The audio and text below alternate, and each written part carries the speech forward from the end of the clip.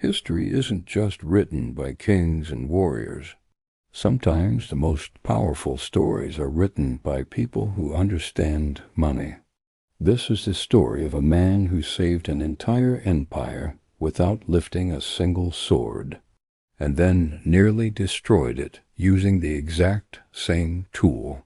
It's a gripping tale about power, finance, and a lesson that is more relevant today than ever before. So get ready, because we're about to uncover a side of history you've never heard. Let's travel back to the 9th century. The mighty Abbasid Empire, a beacon of civilization, was teetering on the edge of collapse. The army, the backbone of its power, was restless and demanding their salaries. The imperial treasury was dangerously close to empty. Out in the provinces, corruption was spreading like a sickness, and the whispers of revolt were growing louder, closer than anyone wanted to admit. The strange thing was the empire wasn't short on land or people or resources. The problem, the real crisis, was money, or more specifically, how that money was being managed. The system was broken, and the entire empire was about to pay the price. In this desperate moment, the caliph, the supreme ruler, did something completely unexpected. He didn't summon his top general. He didn't call a council of powerful nobles. Instead, he called for a man named Ahmad ibn Yusuf. Now, Ahmad wasn't famous for his skills in battle. He was known for something else entirely: numbers. He was a merchant, a financial administrator, a man who understood the intricate dance of trade, taxation, and cash flow.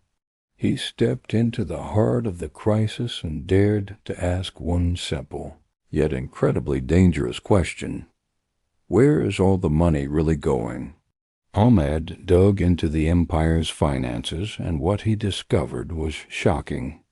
The money wasn't missing, it was leaking, gushing out through countless holes.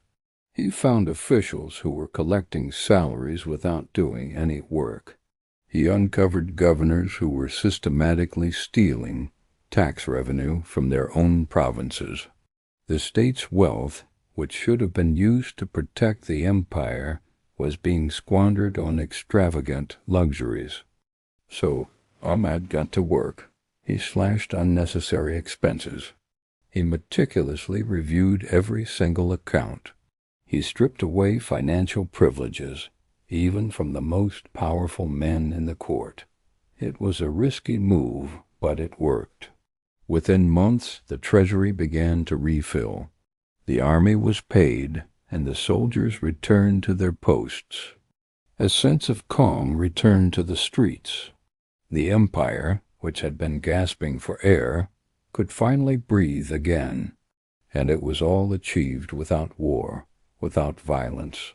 It was money, managed with discipline, that saved the state. This incredible success changed everything.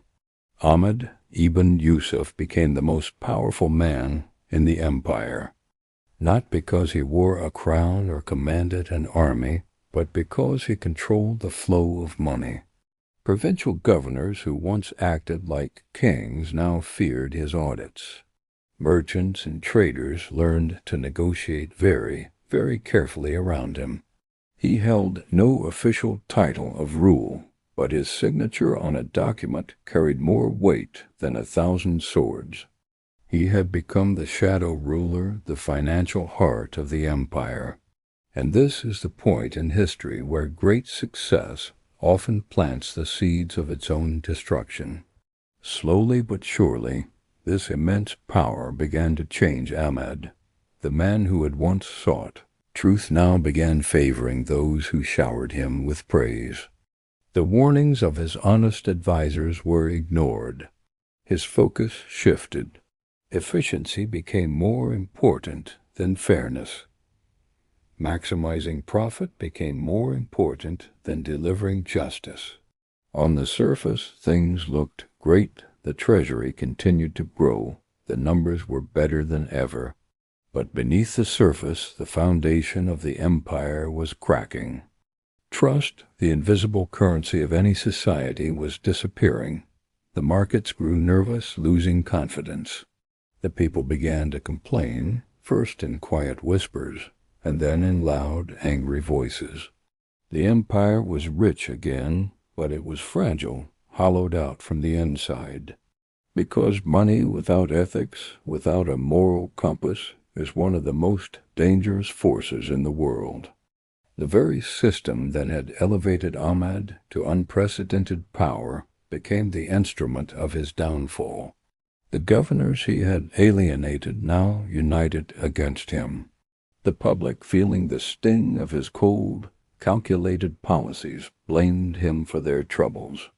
Even the caliph, seeing the tide of opinion turn, began to distance himself. The end came swiftly. Ahmad ibn Yusuf was stripped of his authority. His vast personal wealth was seized by the state.